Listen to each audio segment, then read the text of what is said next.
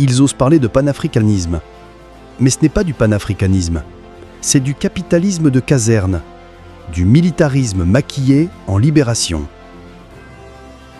Le vrai panafricanisme, celui des peuples, aurait exigé des assises nationales inclusives, des calendriers électoraux supervisés par l'Union africaine, une Cour africaine des droits humains capable de sanctionner les dérives, un désarmement des milices, une fiscalité transparente sur les ressources, et surtout, des institutions construites par et pour les citoyens.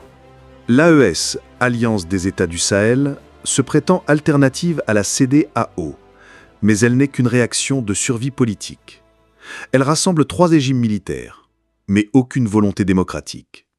Pendant ce temps, la CEDEAO, elle, reste discréditée, perçue comme une communauté de chefs d'État, pas de peuple.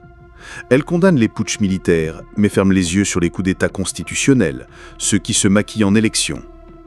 Cette hypocrisie a nourri les juntes. Mais faut-il répondre à une trahison démocratique par une dictature assumée? Non.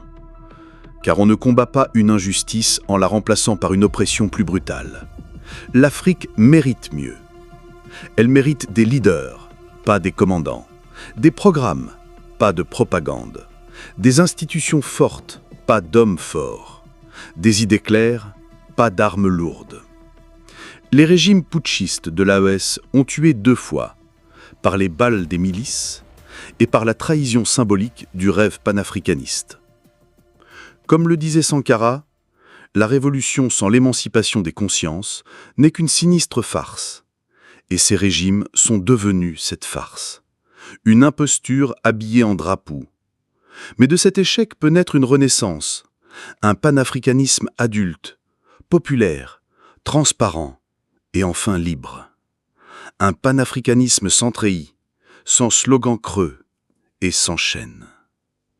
Si vous croyez, comme nous, que l'Afrique a besoin de lucidité, pas de camouflage, alors abonnez-vous à Regards africains, parce que penser juste, c'est déjà résister.